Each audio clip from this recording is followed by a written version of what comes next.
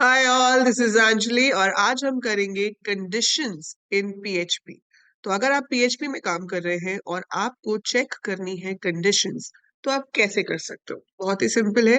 If you are coming from the background of C and JavaScript, आपको कोई भी problem नहीं आएगी because the syntax is same. So आप यहाँ पर इफ कीवर्ड का इस्तेमाल करेंगे जब आपको कंडीशन बेस्ड प्रोसेसिंग करनी हो, जब आपको ये चेक करना हो कि अगर कंडीशन ट्रू है तो ये काम करो और अगर कंडीशन फॉल्स है तो वो काम मत करो।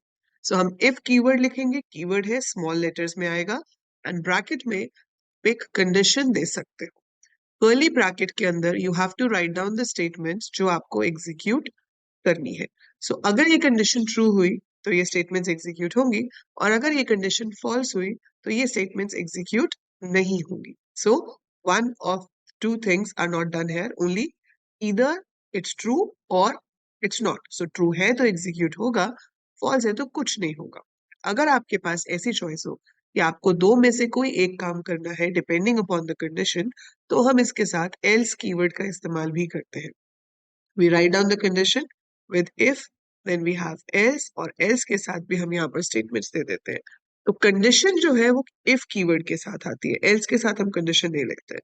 So if के साथ condition आएगी, अगर true है तो ये statements execute होंगी और ये वाली skip हो जाएंगी, और अगर false है तो ऊपर वाली statements skip हो जाएंगी और ये नीचे वाली statements को execute करेगा। So we can use if else in a combination जब हमें पता हो कि हमारे पास दो ही ऑल्टरनेटिव है, या तो हमें ये करना है या हमें ये करना है। सो ट्रू है तो एक ब्लॉक, फॉल्स है तो दूसरा ब्लॉक। और इंडिपेंडेंट इफ स्टेटमेंट आप जितनी मर्जी बार अपने कोड में यूज कर सकते हो। इसके साथ बस ये होता है कि अगर कंडीशन ट्रू है तो execute the statements, condition false है don't execute anything, simply ignore. Right? इसके अलावा इफ को यूज करने के दो और तरीके हैं, that is called else if ladder and nested if else. कभी कभी ऐसी सिचुएशंस हो जाती है when we have series of conditions, बहुत सारी कंडीशंस हैं आपके पास, बट एज अ प्रोग्रामर आपको पता है कि इसमें से ट्रू कोई एक ही होने वाली है। सो आप क्या कर सकते हो, आप इफ के साथ पहली कंडीशन दोगे, स्टेटमेंट्स दोगे। अगर तो ये कंडीशन ट्रू हुई तो ये स्टेटमेंट्स एग्जीक्यूट हो जाएंगे, लेकिन अगर ये कंडीशन फॉल्स होती है तो मुझे दूसरी कंडीशन चेक करनी है। तो मैं यहाँ पर कीवर्ड यूज करूंगी एल्स इफ और उसके साथ फिर से एक कंडीशन दे दूंगी and then we'll have statements else if. अब देखो, सी और जावास्क्रिप्ट के एल्स इफ से ये एल्स इफ थोड़ा सा डिफरेंट है। क्या डिफरेंस है वो मैं आपको बताती हूँ भी। लास्ट में हम एक एल्स दे सकते हैं कि अगर ये सारी की सारी कंडीशंस फॉल्स हुई तो आखिरी एल्स जो है वो एग्जीक्यूट हो जाए। सो अगर ये कंडीशन ट्रू हुई, ये एग्जीक्यूट होगा, खत्म, आगे चेक ही नहीं होगा। अगर ये फॉल्स है तभी वो सेकंड कंडीशन को चेक करता है। ये ट्रू हो गई तो इसको एग्जीक्यूट करेगा एंड इट विल स्टॉप। लेकिन अगर ये भी फॉल्स है तो वो उससे अगले कंडीशन को चेक करेगा। So it will keep on checking the next conditions. In case सारी कंडीशंस फॉल्स है तो आखिरी एल्स एग्जीक्यूट होगा, और अगर एल्स था ही नहीं तो कुछ भी एग्जीक्यूट नहीं होगा। फर्क क्या है सी और जावास्क्रिप्ट में? देखो, वहां पर एल्स इफ के बीच में स्पेस होता है। Your keyword is else space if. यहाँ पर स्पेस नहीं है, it's together. So else if is a single word over here, आप बीच में स्पेस नहीं दोगे। That is the difference in the other languages in this one, right? चौथा तरीका इफ को यूज करने का जो होता है उसे हम नेस्टिंग कहते हैं। नेस्टिंग का मतलब होता है एक कंट्रोल के अंदर दूसरे कंट्रोल को यूज करना। हम इफ के अंदर जब एक और इफ लगा देते हैं, इट इज कॉल्ड नेस्टिंग। सो आपने यहाँ पे लिखा इफ कंडीशन स्टेटमेंट्स है, उसी के अंदर एक और इफ है। ये वाला इफ सिर्फ तभी चेक होगा जब बाहर वाला ट्रू होगा। So if this if is true, it's going to check this one, and if it is false, it's not going to check this one. So that's how it is written. जैसे आप एक if या एक else के अंदर एक और if else का यूज करो तो उसे नेस्टिंग कहते हैं। अब ये तो हो गई थियोरेटिकल नॉलेज की सिंटेक्स क्या होता है, पर फायदा तो तभी है जब हम इसको करके देखें, when we code for it. तो जब हम इसका प्रोग्राम बनाते हैं तब हम एक्चुअली समझते हैं कि ये काम कैसे कर रहा है। सो इसके लिए मैंने अपना जैप सर्वर ऑन कर लिया है, क्योंकि जब भी आप पीएचपी में काम करो तो सबसे पहला काम करना है अपना सर्वर ऑन कर लेना है, ठीक है? सर्वर आप ऑन नहीं करोगे तो आपका पीएचपी कोड एग्जीक्यूट नहीं होगा। सो ऑन कर लिया है। ये मैंने आपको दिखाया था, एक बेसिक प्रोग्राम हमने बनाया था टू प्रिंट हेलो वर्ल्ड, जो कि फर्स्ट डॉट पीएचपी है, और मैं एचटीटीपी लोकल होस्ट के थ्रू इसको ओपन करके देख सकती हूँ। ठीक है? सो यहाँ पर मान लो मैं हेलो वर्ल्ड की जगह लिख देती हूँ using condition control statements. You save it. So we save these changes, what we have done in this, and यहाँ पर जाकर हम इसको refresh कर लेते हैं. So आप देख सकते हो यहाँ पर using condition control statements is written over here, right? तो अब इसी में मैं आपको conditions use करके दिखाऊंगी. जैसे कि आपको पता है कि यहाँ पर अगर आपको variable लेना है तो आप कैसे create करेंगे? आप लिखेंगे डॉलर और उसके बाद आप कोई भी वेरिएबल ले सकते हो, जैसे कि आपने ए ले लिया और आपने इसमें पुट कर दिया 56.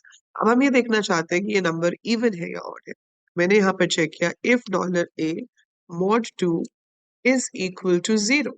अगर ऐसा है तो I should echo even number, bracket close. इसमें इंडेंटेशन मैटर नहीं करती है, बट अगर आप इंडेंट करके लिखते हो तो वो आपके समझने के लिए ही आगे के लिए बेटर रहता है. But it is not a restriction कि मुझे इंडेंट करके ही लिखना है. सो वो रिस्ट्रिक्शन नहीं है, but you should do it. ठीक है. And I save it like this. So हम इसको सेव कर लेते हैं और यहाँ पर जाकर रिफ्रेश करते हैं. So it is showing even number. Same line पे दिखा रहा है क्योंकि अपने आप से नेक्स्ट लाइन पे नहीं जाता. If you want to go to the next line you have to write B R. ठीक है. और आप कंकैटिनेट करना चाहते हो, आप नंबर को भी शो करना चाहते हो, तो आप लिख सकते हो B R dollar A is even number. Same way अगर आपका नंबर ऑड है तो भी आपके पास न्यू लाइन होना चाहिए और प्रिंट होना चाहिए कि dollar A is odd number. तो इस बार मैं इसको ऑड कर देती हूँ. Late it B 561. सो हम इस नंबर को चेंज कर 561 कर देते हैं. इसको सेव करते हैं और रिफ्रेश करते हैं. तो आप देख सकते हो यहाँ पे क्या दिखा रहा है, 561 इज ऑड नंबर, क्योंकि now it's an odd number. तो आप यहाँ पर चेंजेस करोगे और वो चेंजेस यहाँ आपके कोड में हो जाएंगे. अगर आप इसका सोर्स देखोगे कभी भी और आप सोर्स में कहीं पे भी पीएचपी कोड नहीं देख पाओगे. सो इट इज बिल्कुल प्लेन एचटीएमएल है, इसमें कहीं पीएचपी नहीं होता. तो PHP code is always executed on the server. HTML page generate होता है उसका और फिर वो क्लाइंट के पास भेजा जाता है. We never get the actual PHP code on the client machine, right? So ये हमारा आउटपुट है. चलिए अब हम चलते हैं इसमें कुछ और चेंजेस करते हैं. अभी हमने ये इफ एल्स यूज किया है. Now I want to use some other form of if. So let it be कि ए आपके पास 3 है. अब मुझे एल्स इफ लेटर यूज करना है. तो मैं यहाँ पर एक काम करना चाहती हूँ कि जो भी नंबर इनपुट हुआ है उसके करस्पॉन्डिंग डे नेम प्रिंट करा दो. तो मैंने क्या किया, यहाँ पर प्रिंट करा दिया मंडे. मंडे तब प्रिंट कराना चाहती हूँ मैं जब ए की वैल्यू 1 है. ठीक है. Similar way I need to check for the rest of the days. तो हम इसको कॉपी कर सकते हैं और पेस्ट कर सकते हैं और इसे इफ की जगह पर मैं एल्स इफ कर देती हूँ एंड इसे मैं 1 की जगह पर 2 कर देती हूँ. यहाँ पर हम कर देते हैं Tuesday. Similar way I do it again. यहाँ पर मैंने कर दिया else if a is equal to 3, then it should be Wednesday. अब ऑब्वियसली ये सारे काम करने के लिए आप पीएचपी यूज नहीं करते हो. ठीक है. अब आप सोच रहे होंगे कि मैम हम डे का नाम प्रिंट कराने के लिए जब ये काम सी और जावास्क्रिप्ट में कर सकते थे तो हम पीएचपी में डे का नाम क्यों प्रिंट कराएंगे? नहीं कराएंगे हम. ठीक है. ये इसका पर्पस नहीं है, ये सिर्फ सिंटेक्स देखने के लिए है. सो हम सिर्फ सिंटेक्स चेक कर रहे हैं यहाँ पे. इसका सिंटेक्स ऐसे होता है. This is not the actual application जिसके लिए आप यहाँ पर कंडीशंस चेक कर रहे होगे. आप इसके लिए कंडीशंस चेक कर रहे होगे अगर हम डेटाबेस से कोई वैल्यू रीड कर रहे हो और फिर उस डेटाबेस पे मुझे कुछ कंडीशंस लगानी है. सो मैं कंडीशंस इस तरीके से लगा सकती हूँ. वो कंडीशन ऑब्वियसली कुछ और होगी. ठीक है. सो ये सिर्फ आपको समझाने के लिए है कि सिंटेक्स कैसे काम करता है. अदरवाइज इसका कोई लॉजिक नहीं है. ठीक है.